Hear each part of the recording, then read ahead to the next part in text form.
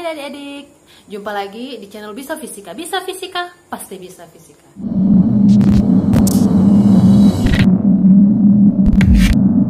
Oke, kita akan lanjut membahas soal. Kali ini kita membahas soal di topik yang sama, yaitu tentang hukum Newton. Namun ada hal yang berbeda di dalamnya. Yuk. Sebuah truk bermassa bergerak dengan kecepatan, kemudian truk direm dalam waktu sekian. Oke, kalau kita baca begitu kayaknya agak sulit. Nah, sekarang sebelum kita memulai, kita harus cari tahu pokok masalahnya ada di mana. Ya, langsung aja ke pertanyaan. Pertanyaannya adalah besar gaya rem yang bekerja pada truk hingga berhenti adalah, berarti pertanyaannya adalah besar gaya. Oke. Nggak usah pusing dengan apa rumus gaya rem, bukan gaya rem mengenai melainkan gaya, besar gaya. Berarti kita langsung fokus kepada gaya. Apa rumus gaya? F sama dengan M. Berarti yang ditanya itu besar F ini. Oke. Nah, kita sudah tahu rumusnya nih. Massa ada nggak? Ada 10 ton. Yuk kita ubah dulu massanya. Masanya katanya 10 ton. Kita ubah menjadi kilogram. Berapa adik-adik? 10.000 atau 10 pangkat 4 kilogram. Oke, massa sudah ada. Next, percepatan. Kita punya nggak percepatan? Nggak ada, Kak. Tapi ingat, kita punya senjata apa? Kecepatan dan waktu. Ya, dalam kasus ini truk mengalami perlambatan karena truk ngerem hingga berhenti. Yuk, supaya nggak bingung, kita gambarkan. Kita gambarkan. Misalnya, anggap saja ini truknya. Nah, nggak usah ketawa ya, nih. Kakak nggak bisa gambar. Tapi anggap saja ini mobilnya, truknya. Truk ini katanya massanya 10 ton atau 10 pangkat 4 kilogram. Oke, massanya. Bergerak dengan kecepatan. Anggap dia bergerak dengan kecepatan. Karena dia bergerak dengan kecepatan, berarti kita sebut dia sebagai V awal, yaitu 20 meter per sekon. Truk direm dalam waktu 20 sekon hingga berhenti. Anggap hingga berhenti berada di posisi ini. Anggap saja ya. Di sini adalah posisi dia berhenti. Berarti V saat posisi ini sama dengan 0, berhenti. Nah, selang waktu dari posisi awal ke posisi akhir adalah 20 sekon. Kurang lebih seperti ini masalahnya ya, adik. Ya. Yang kita tanyakan adalah percepatan.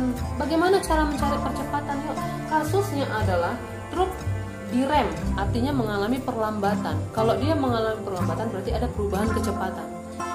Kita ingat-ingat lagi bagaimana rumus rumus apa yang sedang disinggung saat ini. Rumusnya adalah gerak lurus berubah beraturan karena kecepatannya mengalami perubahan. Ya, gerak lurus berubah beraturan atau GLBB. GLBB yang seperti apa? Perlambatan. Yuk, ingat-ingat lagi deh. Perlambatan. Kita punya senjata kecepatan dan waktu. Berarti kita bisa cari VT sama dengan apa? Mencari VT? V0 tambah atau kurang? Kurang, pintar ya. Kenapa kurang? Karena mengalami perlambatan di rem. Oke, VT-nya berapa? 0. Kenapa 0, Kak? Hingga berhenti. Berarti 0.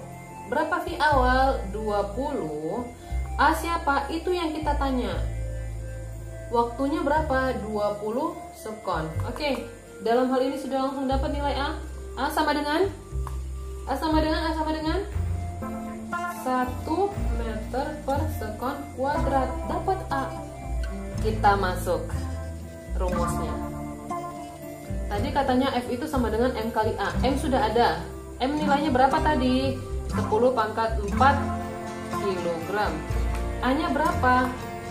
1 meter per sekon kuadrat. Berarti berapa nilai F-nya tadi? 10 pangkat 4 kilogram. Gampang kan? Oke. Soal berikutnya. Sebuah bola dilempar mendatar dengan kecepatan. Kemudian bola dipukul berlawanan. Sebelum kita lanjut ke soal, ini ada clue. bola dipukul. Kita harus ingat, adik-adik harus ingat satu hal ini. Sesuatu yang terjadi dalam waktu yang sangat singkat, sesuatu yang terjadi dengan waktu yang sangat singkat, itu selalu ada hubungannya dengan yang namanya impuls. Karena impuls itu adalah gaya yang bekerja pada sebuah benda dan terjadi dalam waktu yang sangat singkat. Oke? Berarti saat bola dipukul itu adalah sebuah kejadian yang menyatakan waktu yang sangat singkat. Nggak mungkin kan bola dipukul oleh pemukul itu dalam waktu yang slow motion, nggak mungkin ya kan.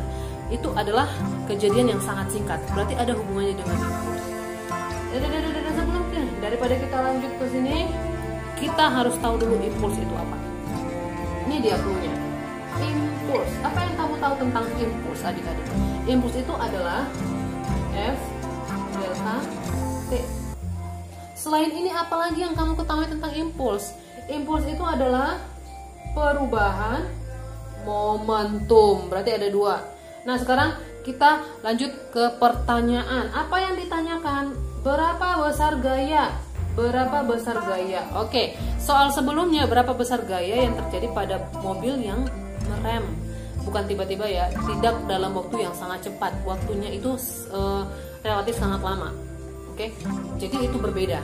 Nah, sekarang kita bahas besar gaya bekerja pada sebuah kejadian yang terjadi dengan waktu yang sangat singkat. Berarti saya adalah gaya. Dari semua ini, berarti mana itu gayanya? Ini dia. Inilah yang kita tanya. Oke, karena impuls itu adalah F delta T dan impuls juga adalah perubahan momentum, maka ini bisa kakak ganti menjadi impuls sama dengan F kali delta T atau juga sama dengan delta P. Ini dia. Oke, ada F, ada delta T. Siapa delta P? Delta P itu adalah perubahan momentum, atau bisa kita ganti menjadi M V2 dikurang V1. F itu siapa yang kita tanya? Delta T yang mana sih? Diberikan pemukul terhadap bola. Jika lama bola bersentuhan dengan pemukul, ini dia delta T. Oke, maka F dikali delta T-nya adalah 0,01 sekon, atau kakak bisa ganti menjadi 10 pangkat minus 3 sekon biar lebih singkat. Masanya berapa? Ini dia masanya, 0,2. V2 yang mana? V2 itu adalah saat bola dipukul. Katanya bola dilempar mendatar. Ini siapa? Ini V1. Kemudian bola dipukul berlawanan arah dengan arah mula-mula dengan kecepatan. Berarti ini siapa? Ini adalah V2. Maka V2-nya adalah 15, V1-nya adalah 5. Maka nilai F sama dengan, oke, kita ambil aja nih 0,2. Ini berapa? 10. 0,2 kali 10 berapa? 2. Maka F sama dengan 2 kali 10 pangkat 3.